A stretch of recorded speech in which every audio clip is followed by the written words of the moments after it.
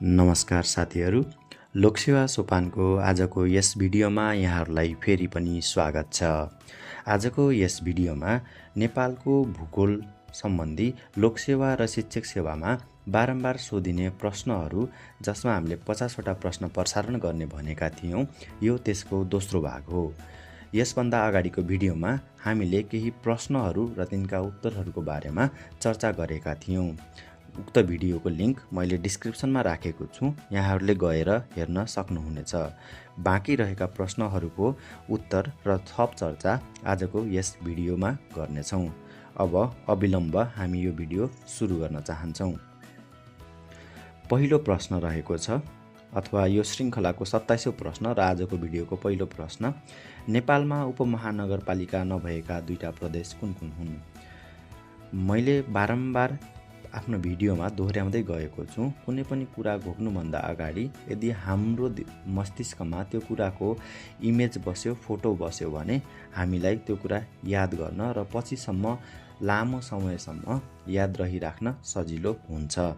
यहाँ नक्सामा हेर्न सक्छौँ, मैले यो नक्सामा प्रदेशहरू छुट्याएको छु। प्रदेश नम्बर 1, 2, 3, 4, 5, 6 र 7। अब यहाँ हेर्न सक्छौँ हामी, यो जुन हरियोले लेखिएको छ यहाँ 1, 2, 3, 4, 5, 6, 7, 8, 1, 2, 3, 4, 5, 6 भनेर यो हरियोले लेखिएको चाहिँ महानगरपालिका हो। त्यस्तै जुन रातोले लेखिएको छ 1, 2, 3, 4, 5, 6, 7, 8, 9, 10, 11 भनेर रातोले लेखिएको चाहिँ उपमहानगरपालिका हो। अब यो भिडियोबाट हामी भन्न सक्छौँ कुन कुन प्रदेशमा उपमहानगरपालिका छैन। यहाँ हेर्न सक्छौँ हामी प्रदेश नम्बर 4 मा अथवा गण्डकी प्रदेशमा उपमहानगरपालिका छैन। यस्तै प्रदेश नम्बर 6 अर्थात् कर्णाली प्रदेशमा पनि उपमहानगरपालिका छैन। यी दुईटा प्रदेश चाहिँ उपमहानगरपालिका विहीन छन्। यसरी हाम्रो उत्तर हुन जान्छ प्रदेश नम्बर 4 भएको गण्डकी र प्रदेश नम्बर 6 चाहिँ कर्णाली। कर्णाली र गण्डकी यो प्रश्नको सही उत्तर रहेको छ। अब एकचोटि फेरि उपमहानगरपालिकाको बारेमा चर्चा आइसकेपछि चाहिँ यी उपमहानगरपालिका कुन कुन हुन् त, यिनको नामहरू एकचोटि सरसर्ती लेखौँ है त। यहाँ मैले रातोमा 1 देखि 11 सम्मका सङ्ख्याहरू लेखेको छु। यिनैले नै प्रत्येक उपमहानगरपालिकालाई जनाउँछ। यहाँ मैले फेरि लेखेँ 1, 2, 3, 4, 5, 6, 7, 8, 9, 10, 11 र यहाँ नाम लेख्दै जान्छु। 1 धरान, 2 इटहरी, 3 जनकपुर, 4 जितपुर सिमरा, 5 कलैया, 6 हेतौडा, 7 हाम्रो 7 रहेको छ बुटवल, यस्तै 8 गोराही, 9 तुलसीपुर, 10 नेपालगञ्ज र 11 धनगढी। यीमध्ये धरान र इटहरी सुनसरी जिल्लामा छन्। यस्तै जनकपुर धनुषा, जितपुर सिमरा र कलैया 12, हेतौडा मकवानपुर, बुटवल रूपन्देही, गोराही र तुलसीपुर दाङ, नेपालगञ्ज बाँके र धनगढी कैलाली। यिनीहरू रहेका छन् जिल्लाहरू। हेर्न सक्छौँ सुनसरी, धनुषा, बारा, मकवानपुर, रूपन्देही, दाङ, बाँके र कैलाली। यो सँगै हामीले अर्को प्रश्न के आउन सक्छ भने कतिवटा जिल्लाहरूमा दुईटा उपमहानगरपालिका रहेका छन्। यहाँबाट हेर्न सक्छौँ हामी सुनसरी, त्यस्तै बारा र दाङ गरी 3टा जिल्लामा समान 2वटा उपमहानगरपालिका रहेका छन्। यस्तै प्रदेश नम्बर 1 मा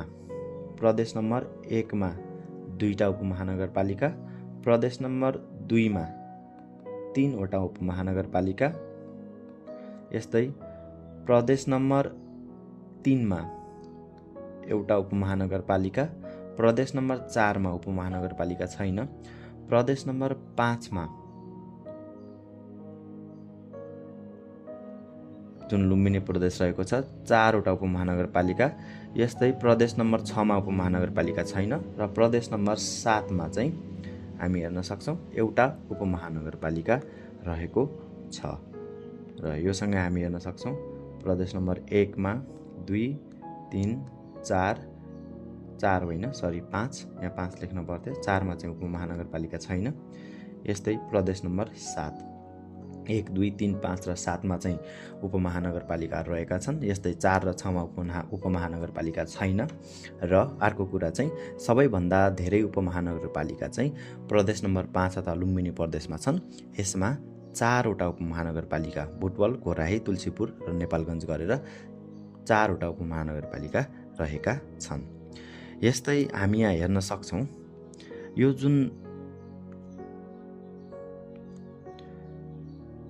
हरियोले लेखिएको छ हामी हेर्न सक्छौँ 1, 2, 3, 4, 5, 6 यो हरियोले लेखिएको चाहिँ यिनीहरू महानगरपालिका रहेका छन्। र यहाँबाट हामी हेर्न सक्छौँ महानगरपालिका हरियोले लेखिएको 1 यसले चाहिँ के जनाउँछ भन्दाखेरि 1 भनेको विराटनगर हो, यस्तै 2 भनेको वीरगञ्ज, 3 भनेको काठमाडौँ, 4 भनेको ललितपुर, 5 भनेको भरतपुर र 6 भनेको पोखरा रहेको छ। यी 6वटा महानगरपालिका रहेका छन्। र यहीँबाट हामीले भन्न सक्छौँ प्रदेश नम्बर 1 मा 2 मा 3 मा र 4 मा महानगरपालिका छन्। यस्तै प्रदेश नम्बर 5, 6 र 7 मा महानगरपालिका छैनन्। र यससँगै प्रदेश नम्बर 3 मा सबैभन्दा बढी अर्थात् 3वटा महानगरपालिका जुन काठमाडौँ जुन कुन महानगरपालिका भए काठमाडौँ, ललितपुर र भरतपुर गरेर 3वटा महानगरपालिका प्रदेश नम्बर 3 अर्थात् बागमती प्रदेशमा रहेका छन्। यस्तै अर्को प्रश्न रहेको छ क्षेत्रफलका आधारमा सबैभन्दा सानो महानगरपालिका कुन हो? यसको लागि हामीले एउटा फर्मुला बनाएका छौँ र त्यो फर्मुला रहेको छ हामी यहाँबाट हेर्न सक्छौँ। यो चित्र याद गर्ने हामीले यो चित्रमा हामी के देख्दैछौँ एउटा किताबको कभरलाई जलाइएको छ अथवा कसैले चाहिँ यो किताबको कभरलाई पोल भन्यो। ल यहाँ किताबको कभर पोलिँदैछ। सो कभर पोल यसको फर्मुला भयो। कभर पोलमा कबाट काठमाडौँ, बरबाट विराटनगर, पोबाट पोखरा, लबाट लुम्बिनी। र यहाँबाट हामी एउटा कुरा चाहिँ यसलाई अब कुन यी 4वटा उपमहानगरपालिका 4वटा महानगरपालिकामा यो 4वटामा कुनै चाहिँ जनसङ्ख्याको आधारमा सबैभन्दा ठुलो र कुनै जनसङ्ख्याको आधारमा सबैभन्दा सानो, यसै गरी कुनै क्षेत्रफलको आधारमा सबैभन्दा ठुलो र क्षेत्रफलको आधारमा सबैभन्दा सानो। यो लबाट लुम्बिनी नभइकन ललितपुर रहेको छ। ललितपुर, कबाट काठमाडौँ, बबाट विराटनगर, पोबाट पोखरा र लबाट ललितपुर गरेर हामीले यहाँ नाम हेर्न सक्छौँ। र यसै गरी कबाट काठमाडौँ जुन भनिएको छ काठमाडौँमा जनसङ्ख्या धेरै छ यो हामीलाई थाहा छ है। यसै गरी यही हिसाबले भन्यो भने काठमाडौँ चाहिँ जनसङ्ख्याको आधारमा सबभन्दा ठुलो महानगरपालिका हो। र काठमाडौँसँगै अर्को कुन आएको छ बर अथवा विराटनगर। विराटनगर चाहिँ जनसङ्ख्याको आधारमा सबभन्दा सानो हुने भयो। काठमाडौँ जनसङ्ख्याको आधारमा सबभन्दा ठुलो र काठमाडौँसँगै जोडिएर कुन आएको छ यहाँ कभरमा विराटनगर सबभन्दा सानो। यस्तै पोखरा अब जनसङ्ख्याको कुरा भइसक्यो। अब क्षेत्रफलको आधारमा चाहिँ पोखरा सबभन्दा ठुलो र ललितपुर सबभन्दा सानो रहेको छ। र यससँगै क्षेत्रफलको आधारमा सबैभन्दा सानो महानगरपालिका चाहिँ पोलको ललितपुर। यदि हामीलाई क्षेत्रफलको आधारमा सबैभन्दा ठुलो महानगरपालिका सोधेको भए हामी पोखरा भन्थ्यौँ।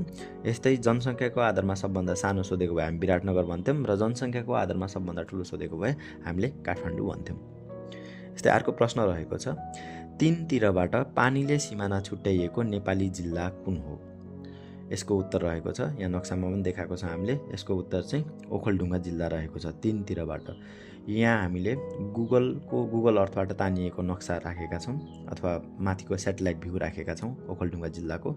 यो सिमाना हेर्न सक्नुहुन्छ यहाँहरूले।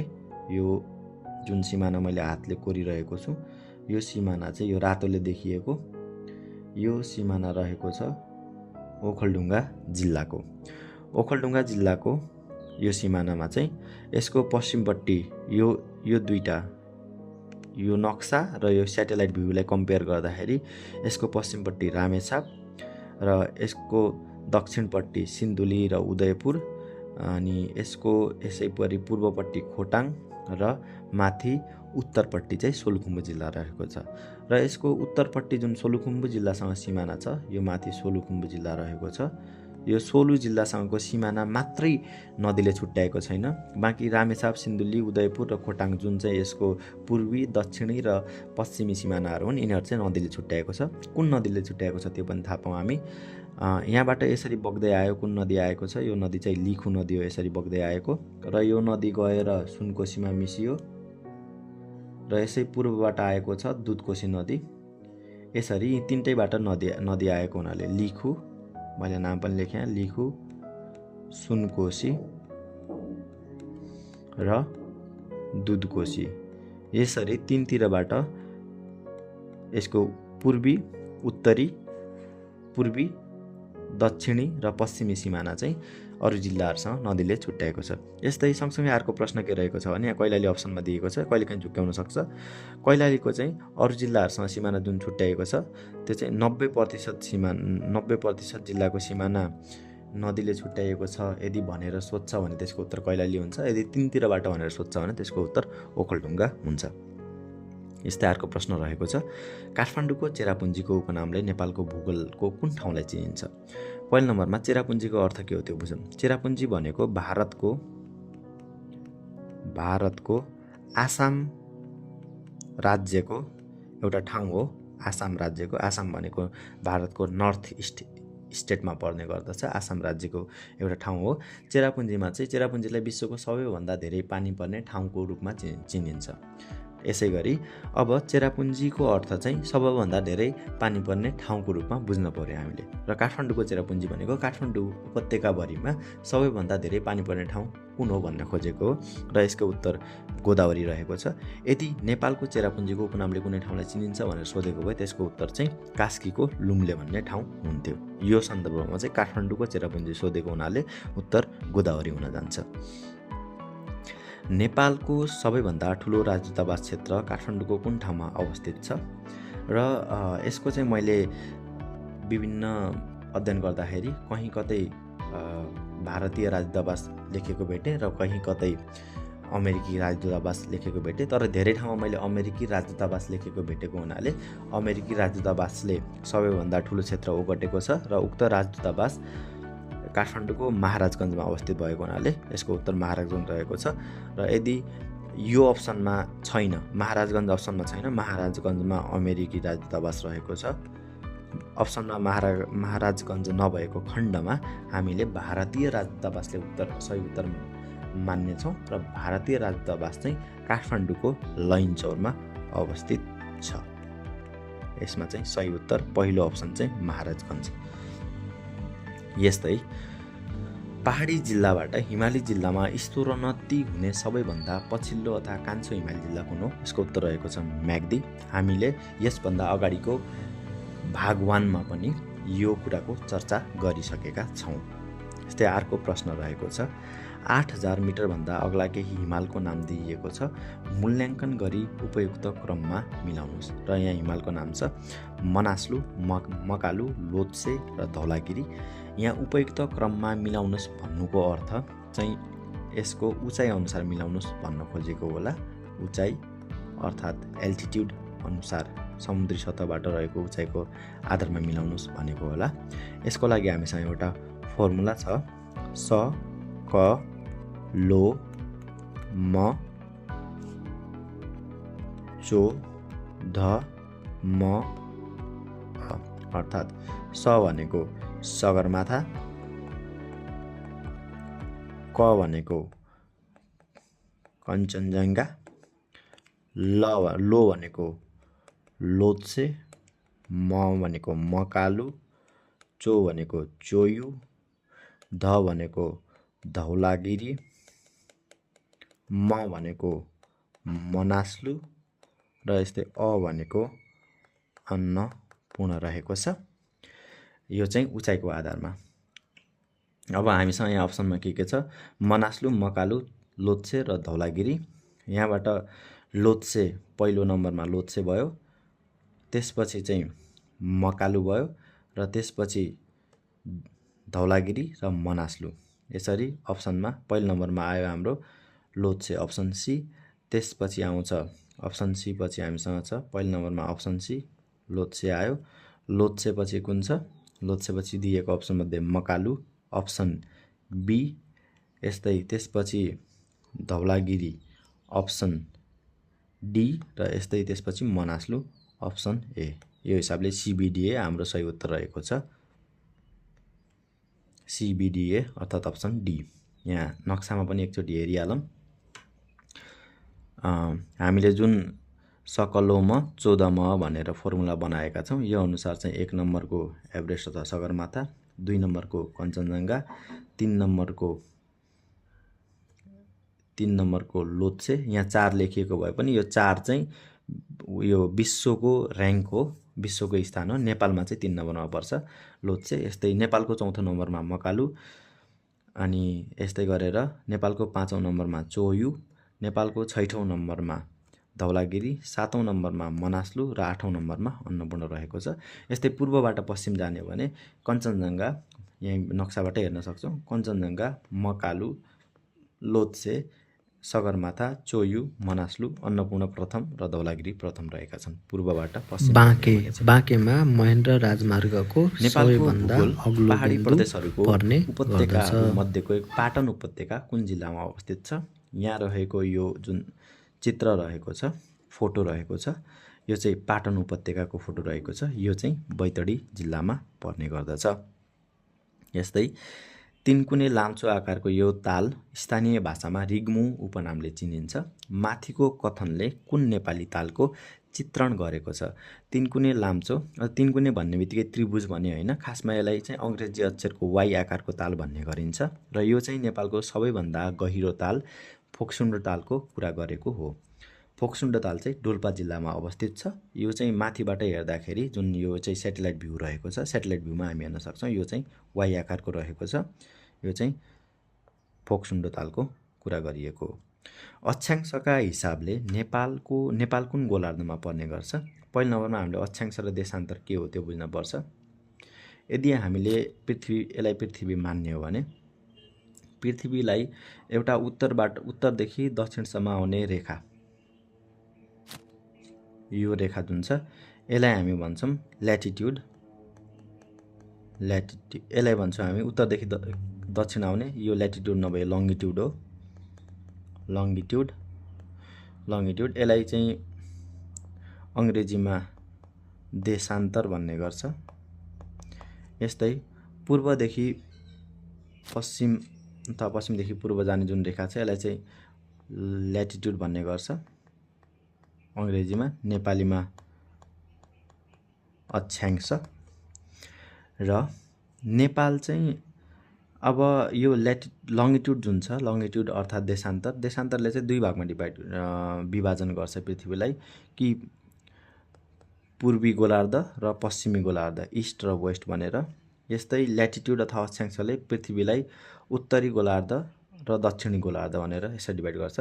नेपालको अवस्थिति भने यहाँ कतै छ भनेर बुझौँ। यो नेपाल भयो र यो नेपाल भइसके पछाडि नेपाल चाहिँ कुनमा पर्यो? यो नेपाल एउटा त पूर्वी गोलार्धमा पर्यो, पूर्वी, र अर्को उत्तरी गोलार्धमा पर्यो। अब अक्षांशको हिसाबले सोधेको हुनाले अक्षांशले चाहिँ उत्तरी र दक्षिणी गोलार्धमा विभाजन गर्छ। यही अनुसार नेपाल चाहिँ उत्तरी गोलार्धमा पर्यो। यदि देशान्तरको हिसाबले सोधेको भए नेपाल चाहिँ पूर्वी गोलार्धमा पर्थ्यो। यस्तै अर्को प्रश्न रहेको छ, नेपालको राजधानी काठमाडौँबाट सबैभन्दा टाढा रहेको सार्क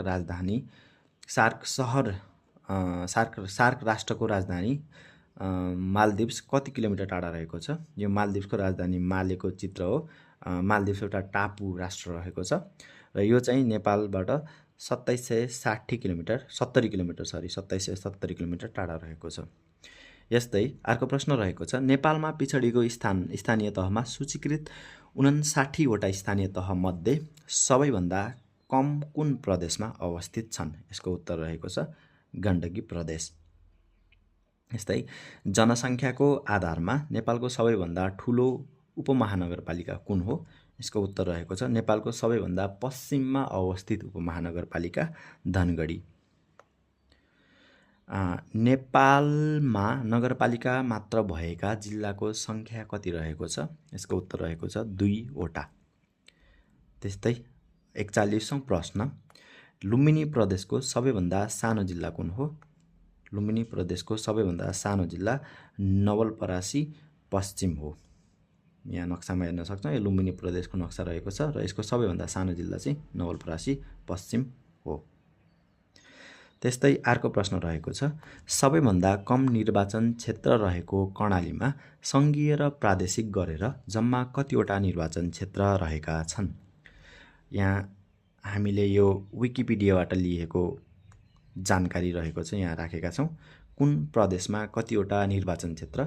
यो चाहिँ सङ्घीय निर्वाचन क्षेत्रहरू हो। यसमा चाहिँ सङ्घीय सबैभन्दा बढी हामी हेर्न सक्छौँ बागमती प्रदेशमा 33 वटा निर्वाचन क्षेत्र छन् र सबैभन्दा कम भनेको कर्णाली प्रदेशमा 12 वटा छन्।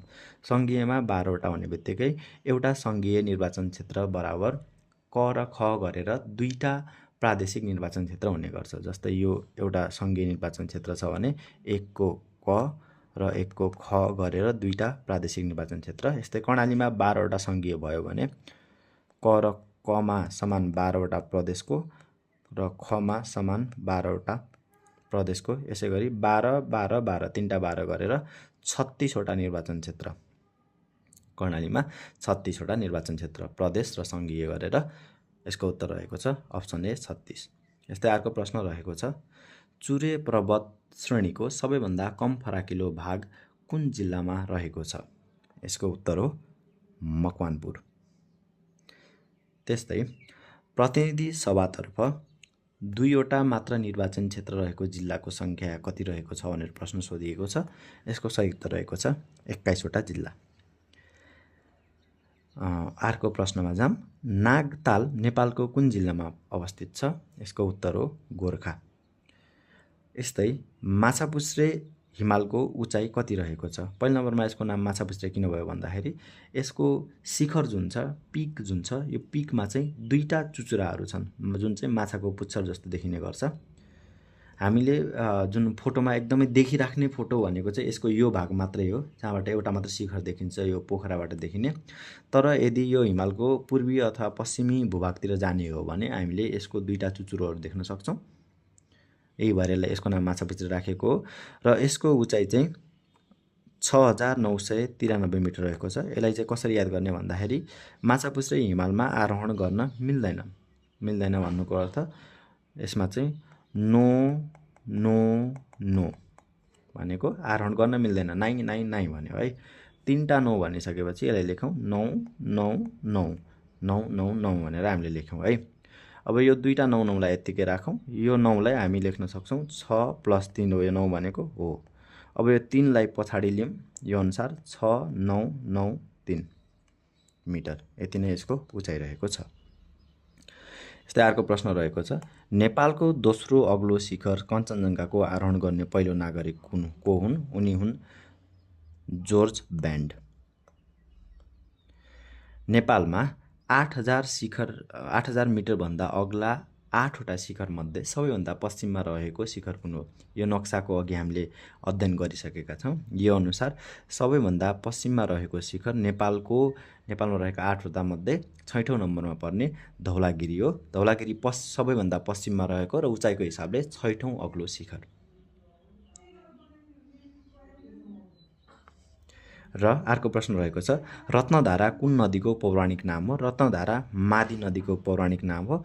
मादी नदी सप्तगण्डकीको एउटा सहायक नदी हो र मादी नदीको उत्पत्ति हामी हेर्न सक्छौँ मादी नदीको उत्पत्ति यो कापुचे भन्ने हिमतालबाट हुन्छ र कापुचे भन्ने हिमतालको हामीले थाहा पाउनुपर्ने अर्को जानकारी के हो भने कापुचे चाहिँ विश्वकै सबैभन्दा कम उचाइमा रहेको हिमताल हो। यसको उचाइ करिब 2500 मिटर रहेको छ र 2500 मिटरमै हिमताल भेटिनु आफैमा एउटा आश्चर्यजनक कुरा हो। यस्तै अर्को प्रश्न रहेको छ नेपालको सबैभन्दा ठुलो ताल राराताल समुद्र सतहदेखि कति मिटरको उचाइमा अवस्थित छ? मुगु जिल्लामा अवस्थित यो राराताल समुद्र सतहदेखि 2990 मिटरको उचाइमा रहेको छ र यो सँगै हाम्रो नेपालको भूगोल सम्बन्धी 50वटा प्रश्नहरूको अन्तिम भाग अर्थात् भाग 2 सकिएको छ। भिडियो हेरिदिनु भएकोमा धेरै धेरै धन्यवाद।